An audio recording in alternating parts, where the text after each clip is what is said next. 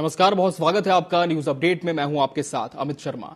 मुख्यमंत्री पुष्कर सिंह धामी ने अयोध्या में उत्तराखंड भवन बनाए जाने के लिए जमीन की रजिस्ट्री होने पर सीएम योगी आदित्यनाथ का आभार जताया है। मंगलवार को उत्तर प्रदेश सरकार की ओर से दी गई भूमि की रजिस्ट्री होने पर सीएम धामी ने कहा कि जल्द ही भवन निर्माण के लिए डीपीआर तैयार किया जाएगा। उत्तराखंड से अयोध्या जाने वाले श्रद्धालुओं को इससे काफी लाभ मिलेगा। मिल गई है और मैं इसके लिए माननीय योगी आदित्यनाथ जी को, उत्तर प्रदेश के मुख्यमंत्री जी का, उनका धन्यवाद करता हूं कि उनकी सरकार ने हमको यहां पर अयोध्या में जमीन आवंटित कर दी है और जल्दी ही हमारा एक अच्छा भवन वहां पर बनेगा, क्योंकि उत्तराखंड के श्रद्धालु, हमारे तीर्थयात्री जो भी भगवान राम के दर्शन करने जाएंगे तो हमको एक अच्छा स्थान अयोध्या में होगा तो लोगों को वहां पर एक स्थान मिल पाएगा और निश्चित रूप से सही प्रकार से लोग दर्शन कर पाएंगे। तो जल्दी ही डीपीआर बनाई जाएगी और अच्छा भवन बनाया जाएगा। और इस बीच देहरादून से एक बड़ी खबर मिल रही है। देहरादून से इस वक्त की बड़ी खबर आपको बता दें, जहां लापरवाही पर मुख्यमंत्री पुष्कर सिंह धामी ने एक्शन लिया है। कड़ा एक्शन देखने को मिला है। वन विभाग के 17 अधिकारियों और कर्मचारियों को निलंबित कर दिया गया है। सीएम धामी ने सोशल मीडिया के जरिए इसकी जानकारी दी है।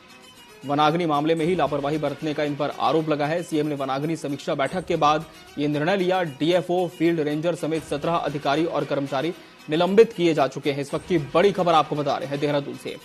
लगातार आपको बता दें, उत्तराखंड के जो जंगल हैं वो आग से धधक रहे हैं और मुख्यमंत्री पुष्कर सिंह धामी इस घटना को लेकर काफी गंभीर भी है। शुरुआत से ही लगातार इस पूरे मामले को लेकर उनकी चिंता बनी हुई है।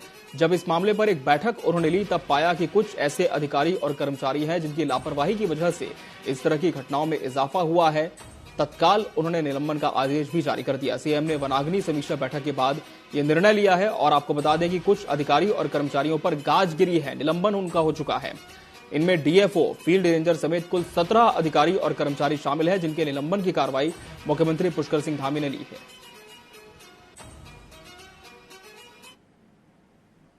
चारधाम यात्रा जिसकी पूरे देशवासियों को, सबको प्रतीक्षा होती है, उत्तराखंड वासियों को विशेष रूप से, वो चारधाम यात्रा की आज समीक्षा की है, उसकी तैयारियों के बारे में कि सभी कोई तैयारी छूटे ना और सब ठीक प्रकार से हो, यात्रियों को परेशानी न हो। इसके साथ साथ वनाग्नि जो हमारे लिए एक बड़ी समस्या, चुनौती दोनों बनी हुई है, वो उस पर भी आज समीक्षा की है। जिम्मेदार जो अधिकारी हैं उनको फील्ड में जाने के लिए कहा था, फील्ड पर जा रहे हैं, वहां से काम कर रहे हैं और जो अभी तक हमारे सामने जो रिपोर्ट आई है उस रिपोर्ट में वनाग्नि काफी कम हो गई है, अब आधी से कम हो गई है और हमारा प्रयास है कि जल्दी से जल्दी उस पर पूरी तरह से जो है कंट्रोल कर लिया जाए, नियंत्रण में लिया जाए। उसके लिए अभी भी डीएम को और यहाँ के जो हमारे शासन के सभी बड़े अधिकारी हैं उन सभी को कहा है कि सब मॉनिटरिंग करें और जो लोग इसमें कहीं न कहीं इस प्रकार की घटनाओं को कर रहे हैं उनके खिलाफ सख्त कार्रवाई भी हो। कुछ लोग जिन्होंने लापरवाही बरती है अपने कर्तव्यों में, अपने कामों में, उनके आज सस्पेंशन के ऑर्डर भी अभी जारी हो रहे हैं, उनकी जिम्मेदारी भी तय की जा रही है। तो मुख्यमंत्री पुष्कर सिंह धामी ने निलंबन की कार्रवाई इन अधिकारी और कर्मचारियों के खिलाफ कर दी है। बताया जा रहा है कि कुल 17 अधिकारी और कर्मचारी हैं वन विभाग के, जिन्हें निलंबित किया गया है। और रुक कर लेते हमारे सहयोगी वैभव पटवाल का, जो इस खबर पर हमारे साथ जुड़ चुके हैं। वैभव, निश्चित तौर पर काफी बड़ी घटना है। लगातार उत्तराखंड के कुछ जंगल हैं वो आग से धधक रहे हैं।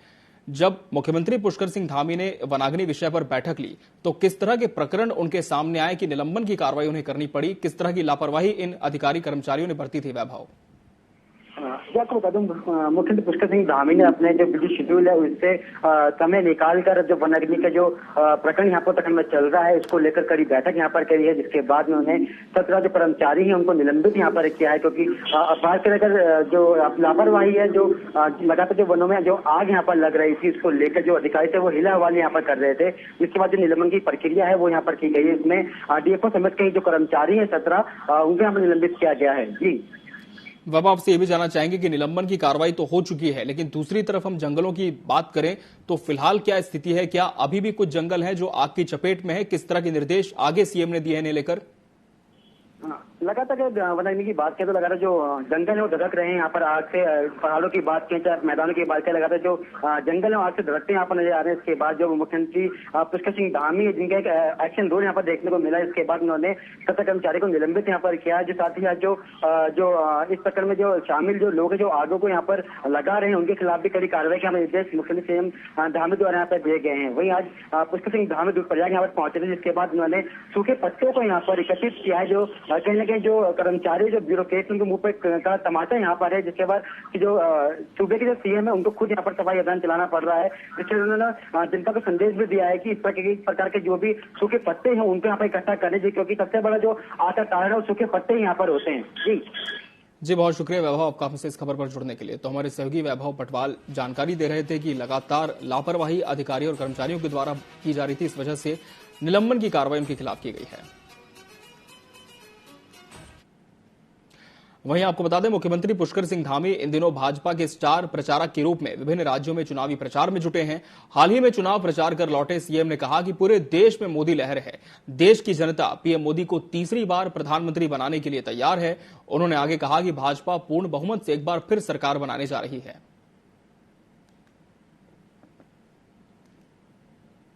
इस समय मोदी जी की लहर है और भारतीय जनता पार्टी की एनडीए की लहर है।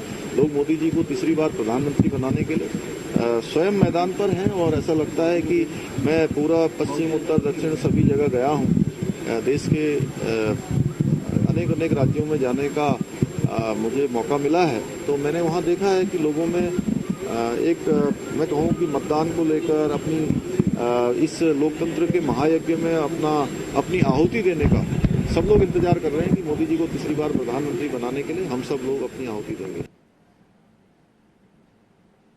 प्रदेश के जंगलों में भड़की आग के मद्देनजर मुख्यमंत्री पुष्कर सिंह धामी ने अपने अगले 2 दिन के सभी चुनावी कार्यक्रम स्थगित कर दिए हैं। सीएम धामी ने सचिवालय पहुंचकर चारधाम यात्रा के साथ ही वनाग्नि की घटनाओं पर अंकुश लगाने को लेकर अधिकारियों के साथ बैठक की। उन्होंने कहा उत्तराखंड के अधिकतर क्षेत्र में वन अग्नि की घटनाओं पर नियंत्रण कर लिया गया है और जिम्मेदार अधिकारियों को निर्देशित किया गया है कि सभी अपने अपने क्षेत्र की मॉनिटरिंग करने का काम करें। इसके साथ ही उन्होंने अधिकारियों को निर्देशित किया कि चारधाम यात्रा में आने वाले तीर्थ यात्रियों को किसी भी प्रकार की परेशानी न होने पाए।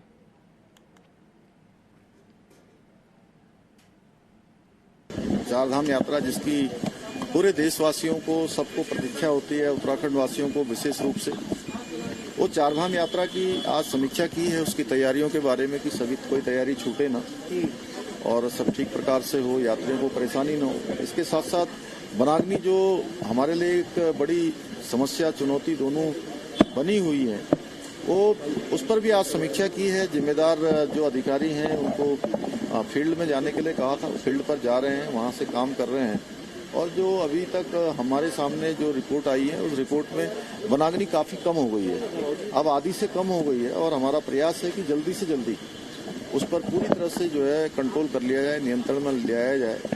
उसके लिए अभी भी डीएम को और यहाँ के जो हमारे शासन के सभी बड़े अधिकारी हैं इन सभी को कहा है कि सब मॉनिटरिंग करें और जो लोग इसमें कहीं न कहीं इस प्रकार की घटनाओं को कर रहे हैं उनके खिलाफ सख्त कार्रवाई भी हो। कुछ लोग जिन्होंने लापरवाही बरती है अपने कर्तव्यों में, अपने कामों में, उनके आज सस्पेंशन के ऑर्डर भी अभी जारी हो रहे हैं, उनकी जिम्मेदारी भी तय की जा रही है।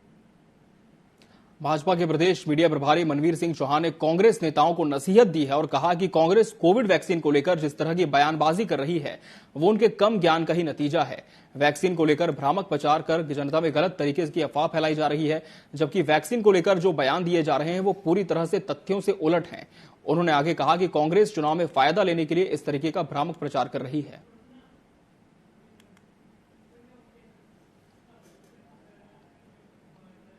कोविशील्ड हो चाहे कोई भी वैक्सीन को लेकर के जिस प्रकार से कांग्रेस का हमेशा ये दुष्प्रचार करती आई है, पहले से जब वैक्सीन बनी ही थी और जब करोड़ों लोगों के जीवन को बचाने का काम वैक्सीन कर रही थी, तब भी कांग्रेस पार्टी और अन्य विपक्षी दल उसको मोदी वैक्सीन और वैक्सीन के खिलाफ जिस प्रकार से भ्रामक प्रचार वो कर रहे थे, उससे साफ हो गया है ये केवल उनका एक षड्यंत्र है, क्योंकि वर्तमान में लोकसभा के चुनाव गतिमान हैं और लोकसभा चुनाव में किस तरह से आम जनता के में भ्रामक प्रचार फैला करके कोविशील्ड को लेकर के, चाहे वैक्सीन को लेकर के, वो एक अपने इसको लाभ कमाना चाहते हैं। लेकिन देश की जनता बहुत समझदार है और देश की जनता जानती है। इन दिनों उत्तराखंड के जंगल आग के तपिश में झुलस रहे हैं। ऐसे में विपक्ष को सरकार को घेरने के लिए एक और मुद्दा मिल गया है। कांग्रेस के प्रदेश प्रवक्ता ने धामी सरकार और वन विभाग को आड़े हाथों लिया और कहा कि राज्य के जंगल आग से जलकर राख हो गए हैं और यहां सरकार और अधिकारी दोनों भविष्य के लिए योजना बना रहे हैं, जबकि फिलहाल विभाग के पास आग पर काबू पाने के लिए ना तो संसाधन है और न ही कोई ठोस रणनीति। उन्होंने पर्यटन सीजन पर इसके प्रतिकूल प्रभाव को लेकर चिंता जाहिर की और कहा कि आग के डर से पर्यटक खूबसूरत वादियों में नहीं आ पा रहे हैं। राज्य के हिल स्टेशनों पर धुएं और आग की खबरों के चलते होटल रिजॉर्ट की बुकिंग कैंसिल होने लगी है। जो पत्ते, सूखे हुए पत्ते हैं, वो आग के लिए एक फ्यूल की तरह काम करते हैं, तो उसकी क्लीनिंग का काम समय पहले रहते करना चाहिए था, समय रहते करना चाहिए था। वो आज बयान में पढ़ रहा हूं कि हमारी एक कंपनी से बात हो रही है जिसमें पिरूल को जो है हम लोग दे देंगे तो उससे आग नहीं लगेगी। तो वो भविष्य की बातें करने लग गए और चीड़ के जंगल के अलावा उत्तराखंड में 67% फॉरेस्ट है और जो उत्तराखंड की एक पहचान है, जिसकी वजह से टूरिस्ट आता है शुद्ध हवा लेने के लिए, एक अच्छे वातावरण में, प्रकृति से, जिससे एक आय का भी संसाधन है। लेकिन सरकार इस पर बिल्कुल गंभीर नहीं है। प्रधानमंत्री नरेंद्र मोदी की जागेश्वर दौरे के बाद जागेश्वर धाम में मास्टर प्लान के तहत लाइटिंग के लिए केबल बिछाने का काम जारी है। कार्यदायी संस्था पूरे मंदिर समूह में खुदाई कर रही है। खुदाई के दौरान श्रमिकों को केदारनाथ और जागेश्वर मंदिर के ठीक पीछे प्राचीन शिवलिंग मिला। प्राचीन शिवलिंग मिलने की सूचना पर भक्तों ने रोली, चंदन और पुष्प अर्पित कर भगवान शिव का विधिवत पूजन किया। फिलहाल कार्यदायी संस्था ने मूर्ति के स्थान पर खुदाई का काम रोक दिया है।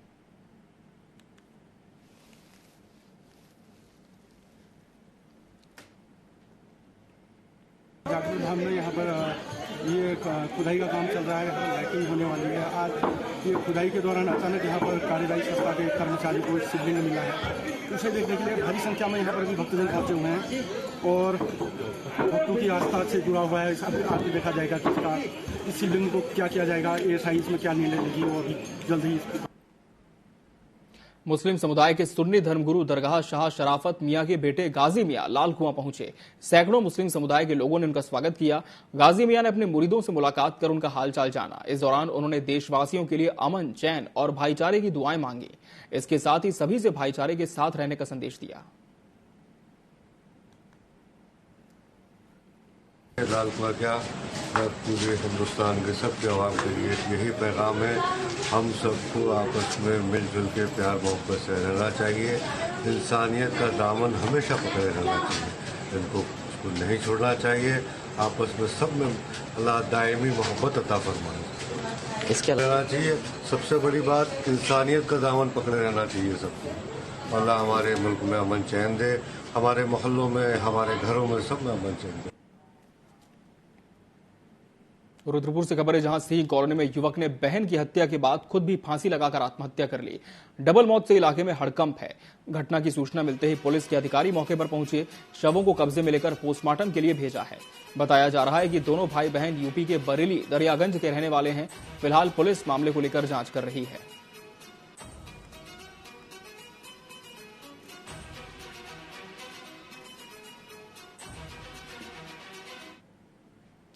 रुद्रपुर के ट्रांजिट कैंप थाना क्षेत्र राजा कॉलोनी में एक युवती ने अपने कमरे में फांसी लगाकर आत्महत्या कर ली।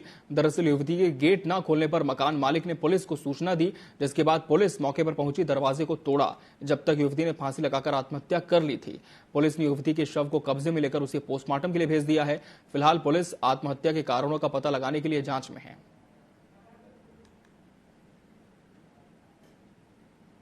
जब मौके पर पुलिस गई तो उन्होंने देखा कि एक लड़की का शव पाइप से टंगा हुआ है। उस शव को नीचे उतारा गया और जब जानकारी की गई तो पता चला कि लड़की का नाम प्रिया आर्या है और जो वहां पर कागजात मिले उससे उसकी उम्र 19 साल पता चली, जो मूल निवासी अल्मोड़ा की है। पूछताछ करने पर पता चला कि वो कुछ दिनों पहले ही हाल ही में उस कमरे में आई थी और वहाँ अकेली रह के परीक्षाओं की तैयारी करती थी। इसके बाद उसके परिवारजनों को जानकारी दी गई इस मामले के बारे में और उसकी पंचायतनामा और पोस्टमार्टम की कार्रवाई की जा रही है। मसूरी से खबर है, जहां के छावनी परिषद लाल टिब्बा क्षेत्र के पास एक जंगल में भीषण आग लग गई। तेज हवाओं के साथ आग जंगल में फैलती गई, जिससे जंगल का एक बड़ा भाग आग की चपेट में आ गया। घटना की सूचना मिलते ही वन विभाग की 3 टीमों के साथ डीएफओ मौके पर पहुंचे और वन विभाग के कर्मचारियों के साथ करीब 8 घंटे मशक्कत की, तब जाकर आग पर काबू पाया। डीएफओ ने बताया कि आग लगने से वन संपदा को भारी नुकसान पहुंचा है।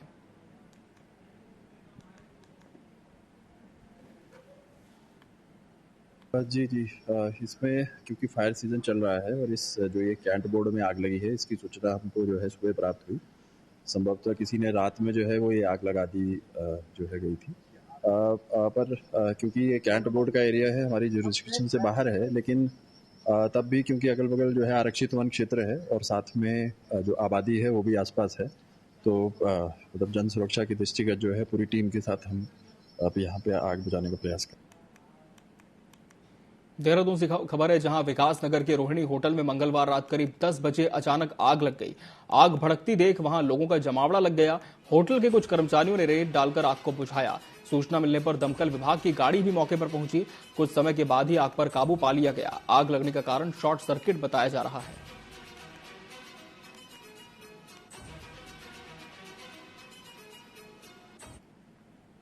देहरादून के क्लेमन टाउन थाना क्षेत्र आईएसबीटी के पास एक पटाखा फैक्ट्री में अचानक आग लग गई। आग लगने के कारण इलाके में हड़कंप मच गया। घटना की सूचना मिलते ही दमकल विभाग मौके पर पहुंचा और स्थानीय पुलिस के साथ कड़ी मशक्कत के बाद आग पर काबू पा लिया। अब आपको बता दें कि समय से आग पर काबू पाने से एक बड़ा हादसा यहां टल गया। फिलहाल आग लगने का कारण अब तक पता नहीं चल पाया है।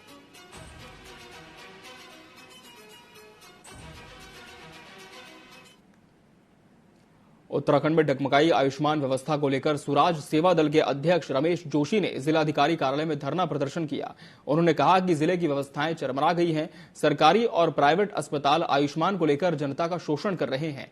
ऐसे अस्पतालों पर आवश्यक कार्रवाई होनी चाहिए। जी बिल्कुल, आयुष्मान और जो सरकारी अस्पताल है, प्राइवेट अस्पताल जो आज शोषण कर रहे हैं, इस पर बिल्कुल कार्रवाई करनी चाहिए, नकेल कसनी चाहिए। हमारे आयुष्मान की योजनाओं से हमें लाभान्वित होनी चाहिए। इन मांगों पर हम अभी वार्तालाप करने जा रहे हैं। ये बिल्कुल अभी जिला देहरादून में देखते हैं अभी तक क्या होती है, उसके बाद प्रदेश व्यापी आंदोलन किया जाएगा। रुद्रपुर के नगर निगम में खराब सफाई व्यवस्था से नाराज व्यापारियों ने निगम की उपनगर आयुक्त के निवास का घेराव कर दिया। सफाई व्यवस्था दुरुस्त करने की मांग की। व्यापारी नेताओं ने कहा कि नाले का कूड़ा निकालकर नाले के पास ही रख दिया गया। हवाओं के साथ कूड़ा इधर उधर फैल रहा है, जिससे बीमारियां फैलने की आशंका है। इस दौरान व्यापार मंडल अध्यक्ष ने कहा कि अगर जल्द सफाई व्यवस्था को दुरुस्त नहीं किया जाएगा तो नगर निगम में व्यापारी प्रदर्शन करेंगे। गर्मी में कूड़ा नेक्स्ट डे अगर 10-12 घंटे में सूख जाता है। अब वो कूड़ा सूखने के बाद वो मिट्टी जो होती है फिर हमारी आंखों में, हमारे जो काशी बाईपास रोड के व्यापारी हैं उनकी आंखों में जा रही है, हमारे जो आम कस्टमर है उनकी आंखों में जा रही है, जो दुनिया चलती फिरती है, हजारों लाखों लोग वहां से आते जाते हैं रोज, उनकी आंखों में जा रही है। तो रुद्रपुर शहर का बहुत बुरा हाल है। हम लोगों ने कुल मिलाकर आज हमने अपना रोज प्रकट भी करा, घेराव भी करा, और यदि साफ सफाई नहीं होती तो नगर निगम के बाद हम व्यापार मंडल के लोग हम धरना प्रदर्शन भी करें। ये कहना था कि कई जगहों पर नाली सफाई नहीं हुई है, क्योंकि हमारी अभी निरंतर चलने वाली प्रक्रिया है और इसमें जोन वाइज हमने इसमें बांट रखा है, वार्ड वाइज हमने क्षेत्र बांटा है नाली सफाई के लिए। जैसे जैसे क्षेत्र एक क्षेत्र की सफाई होती जाएगी तो वो कार्य आगे बढ़ता जाएगा। भगवान केदारनाथ की पंचमुखी डोली ने बुधवार को फाटा से तीसरे पड़ाव गौरामाई मंदिर गौरीकुंड के लिए प्रस्थान किया। बीते 6 मई को देवडोली ओंकारेश्वर मंदिर उखीमठ से विश्वनाथ मंदिर गुप्तकाशी से प्रवास के लिए पहुंची थी। आपको बता दें कि केदारनाथ धाम के कपाट शुक्रवार 10 मई को खुल रहे हैं। भगवान केदारनाथ की चल विग्रह उत्सव पंचमुखी मूर्ति की देवडोली को बद्रीनाथ केदारनाथ मंदिर समिति के स्वयंसेवक और हक हकूकधारी पैदल चलकर शीतकालीन गद्दी स्थल ओंकारेश्वर मंदिर उखीमठ से केदारनाथ धाम तक पहुंचाते हैं। ये प्रक्रिया हर साल दोहराई जाती है। हिमालय के उत्तरी शिखर पर विराजमान भगवान केदारनाथ जी का द्वादश ज्योतिर्लिंग इस दिव्य दिवस की सारे संसार के भक्तों को प्रतीक्षा थी कि भगवान के दिव्य हिमालय में कपाट खुले। आज शुभ अवसर पर क्रम में भगवान शिव अपने बड़ाव ग्राम फाटा से चल करके गौरी माई गौरीकुंड के दिव्य मंदिर में प्रवास करेंगे। उत्तराखंड में चारधाम यात्रा मार्गों पर पुलिस की टीमें मुस्तैद रहेंगी। यात्रियों की सुरक्षा को देखते हुए अफसरों के निश्चित स्थानों पर ड्यूटी निर्धारित कर दी गई है। इसके अलावा यात्रियों के लिए भी निर्धारित दरों पर खान पान की वस्तुएं उपलब्ध कराने के लिए सभी जिला प्रशासन की ओर से दर तय की गई है। अगर कोई व्यक्ति निर्धारित दर से अधिक मूल्य पर सामान बेचता है तो उसके खिलाफ कानूनी कार्रवाई की जाएगी। गढ़वाल परिक्षेत्र के आईजी के.एस. नगन्याल ने कहा कि अन्य क्षेत्रों की अपेक्षा पहाड़ी क्षेत्रों में महंगाई ज्यादा है, वहां पर सामानों की ढुलाई का अधिक भाड़ा देना होता है। अभी केदारनाथ धाम जी के लिए है, वहां पर हमारे 2 एडिशन है, 2 जो है सीयू लगे हैं। बाकी काफी संख्या में हमारे द्वारा सब इंस्पेक्टर, निरीक्षक और कांस्टेबल, महिला उप निरीक्षक, इस तरह से काफी बड़ी संख्या में पुलिस और टोटल 4 धाम को हम देखेंगे तो लगभग 5200 कुछ कर्मचारी हमारे 4 धाम की व्यवस्था में लगे हुए हैं। चारधाम यात्रा की तैयारियां पूरी कर ली गई हैं। पिछले सालों के मुकाबले इस साल पहले से ही श्रद्धालुओं द्वारा किए गए रिकॉर्ड तोड़ रजिस्ट्रेशन से मंदिर समिति उत्साहित है। यही नहीं, इस साल बड़ी संख्या में श्रद्धालुओं के आने की उम्मीद के चलते व्यवस्थाओं को लेकर पुलिस और प्रशासन पूरी तरह से मुस्तैद हैं। सूबे के मुखिया पुष्कर सिंह धामी खुद लगातार यात्री व्यवस्थाओं को लेकर जायजा ले रहे हैं और विभागीय अधिकारियों को भी यात्रा मार्गों की कमियों को दूर करने के निर्देश दे रहे हैं। मंदिर समिति अध्यक्ष अजेंद्र अजय ने बताया कि 10 मई से शुरू होने वाली यात्रा को लेकर सभी तैयारियां पूरी कर ली गई हैं और धामों में यात्रियों के ठहरने और खाने की भी व्यवस्था दुरुस्त है। साथ ही हेली सेवाओं के माध्यम से भी जो यात्री दर्शन करने आएंगे उनके लिए भी समय निर्धारित कर दिया गया है। माननीय मुख्यमंत्री जी के स्तर से भी अब तक चारधाम यात्रा को लेकर के 2 बड़ी बैठकें उनके स्तर पर आयोजित की गई, जिसमें जो यात्रा व्यवस्था से जुड़े हुए विभिन्न विभाग है, एजेंसियां, उनके उच्च अधिकारी थे। माननीय मुख्यमंत्री जी द्वारा प्रत्येक विभाग से उनकी जो कार्य योजना है यात्रा को लेकर के उनकी विस्तृत उन्होंने समीक्षा करी और जहां पर आवश्यक सुधार और संशोधन की आवश्यकता थी उनको उन्होंने दुरुस्त करने के निर्देश भी दिए। उत्तराखंड में गंगोत्री और यमुनोत्री के कपाट खुलने के साथ ही 10 मई से चारधाम यात्रा की शुरुआत हो जाएगी। ऐसे में सरकार ने अब ऑनलाइन के साथ ही ऑफलाइन पंजीकरण की सुविधा भी दी है। पर्यटन विभाग की ओर से चारधाम यात्रा के लिए तैयारियां पूरी कर ली गई हैं। इसके लिए बुधवार से हरिद्वार और ऋषिकेश में सुबह 7 से शाम 7 बजे तक ऑफलाइन पंजीकरण शुरू किए जाएंगे। धर्मनगरी में भी ऑफलाइन पंजीकरण के लिए 6 काउंटर बनाए गए हैं।